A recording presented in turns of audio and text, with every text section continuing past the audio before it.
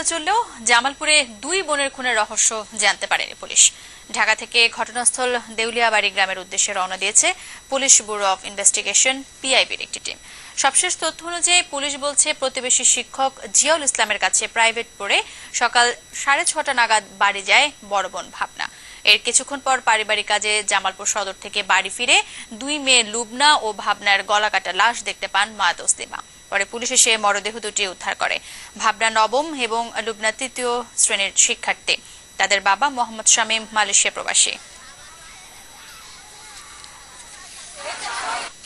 জোড়াই খুনের ব্যাপারে আরো জানতে কথা বলছে সহকর্মী শোয়েব হাসানের সাথে। শোয়েব, ঘটনাস্থলে কি পিবিআই পৌঁছেছে কিনা, হত্যার কারণ সম্পর্কে কি এখন কিছু জানতে পেরেছেন?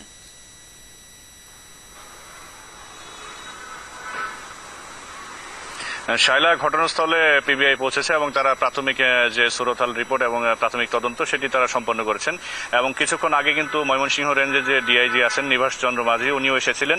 তারা প্রাথমিকভাবে যেটি বলেছেন, এটি আসলে একটি পরিকল্পিত হত্যাকাণ্ড। তবে হত্যার আসলে প্রকৃত যে কারণ, সেই কারণ কিন্তু আসলে জানা যায়নি। আর কিছুক্ষণ আগে কিন্তু এই হত্যাকাণ্ডের সাথে জড়িত সন্দেহে দুইজনকে গ্রেপ্তার করেছে। মোহাম্মদ শামীম যিনি আছেন, তার এক চাচা ওয়ারেস এবং বিলাস নামে দুইজনকে কিছুক্ষণ আগে গ্রেপ্তার করেছে পুলিশ।